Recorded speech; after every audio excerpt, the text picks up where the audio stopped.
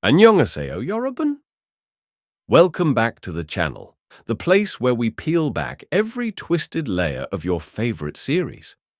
Today we're diving into the long-awaited and absolutely brutal Season 3 premiere of Squid Game, Episode 1, titled Keys and Knives. And let me tell you, this is not the episode you think it is. It's darker, it's slower, and it's packed with emotional minds that are about to explode. No flashy deaths at first, no games immediately. Instead, we get something even more dangerous.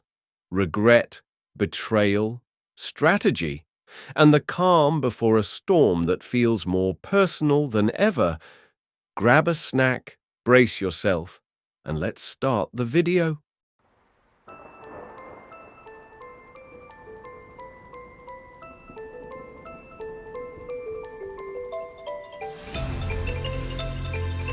We open exactly where we left off in Season 2.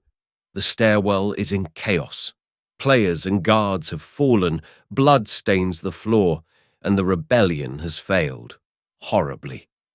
Gi-hun, the heart and soul of our journey, has survived. But at what cost? His allies are gone. The revolution is crushed. And the frontman, he's kept Gi-hun alive, not out of mercy, but something far more twisted. Gi-hun begs to die. He screams at the guards to shoot him, to let him join his fallen comrades. But this is the Squid Game. Death is never that easy. And mercy? It doesn't exist here. We get no actual game this episode, at least not at first. Instead, the show does what it does best. Tension. Emotional, psychological tension. It gives us time to remember the players still alive, and makes us dread the ones we're about to lose. Hyun-ju, the brave transgender soldier who held the line during the rebellion, is still standing. But for how long? Geum-ja, the elderly woman who joined the game to save her son from debt, is still with us. And so is her son, Yong-sik. And then there's Jun-hee, the pregnant woman, desperately clinging to hope, and her estranged boyfriend, Myung-gi, who promises to protect her. But can promises survive in a place built on betrayal? Each of these characters feels real, grounded, and now painfully fragile. The frontman isn't done yet.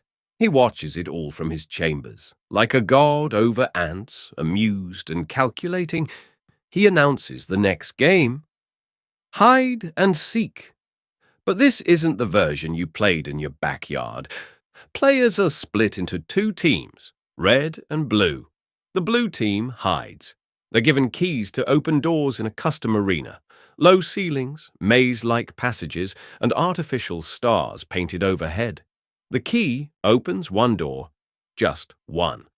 If they reach the exit, they live. The red team? They hunt. Each is given a knife, razor-sharp but disturbingly candy-colored, like a child's toy. If they fail to kill at least one blue player, they die. The rules are clear. Survive or kill. What makes this episode so powerful is not just the violence, but the psychology. The horror here isn't the bloodshed, it's the choice. You either take a life or lose your own. We see characters struggle with morality. We see alliances form, then fracture. Geum-ja and Yong-sik switch roles. He will hunt so she can hide. Myung-gi and Jun-hee do the same. Their plan? The men will kill, and then find the women to escape together. But this is Squid Game. Plans don't always work out. Gi-hun, drowning in guilt, finally finds a target. Dae-ho, a former rebel who froze in fear and failed to bring ammo. It's misplaced anger, but Gi-hun needs a reason to keep going, even if it means giving in to the very violence he once fought against. Meanwhile, elsewhere in the facility, another layer unfolds. Player 246 is taken for organ harvesting. The female guard who spares him? She turns on her own, she fights, she kills, and then she saves player 246 with a blood transfusion using her own blood. It's one of the few sparks of hope in a series drenched in despair. But will it matter? We don't know. Back in the main room, Gi-hun is awake, cold, silent, and focused.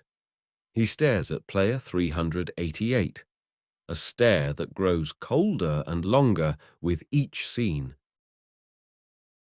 The remaining players are told it's time to vote, stay or leave. This isn't just a vote, it's a test of what's left of their humanity. Gi-hun refuses to vote, forfeiting by default. The vote passes. The majority choose to continue, and that's when the clapping starts. One player mocks Gi-hun, saying his begging for death was just an act to thin the competition. Another tells him he'll hear the screams of his friends forever. Gi-hun snaps. He lunges, but he's cuffed. The rage boils inside him. His stare at player 388 only intensifies. The game begins, and finally the players draw balls to assign teams. Red or blue.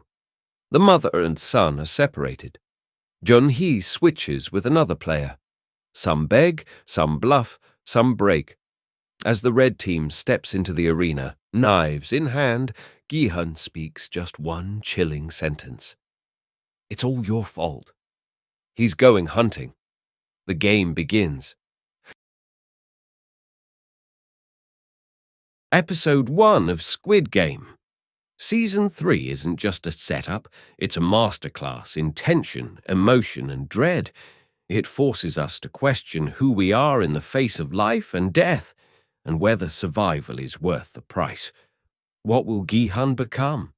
Can anyone make it out alive? And what fresh horror does the front man have planned next? Let me know your thoughts in the comments. Who do you think will survive the hide-and-seek game? Who do you trust? And who would you switch with? If you enjoyed this breakdown, don't forget to like the video, subscribe for episode 2 coverage, and hit the bell so you don't miss a second of the Squid Game chaos. 감사합니다. 감사합니다. Thank you for watching.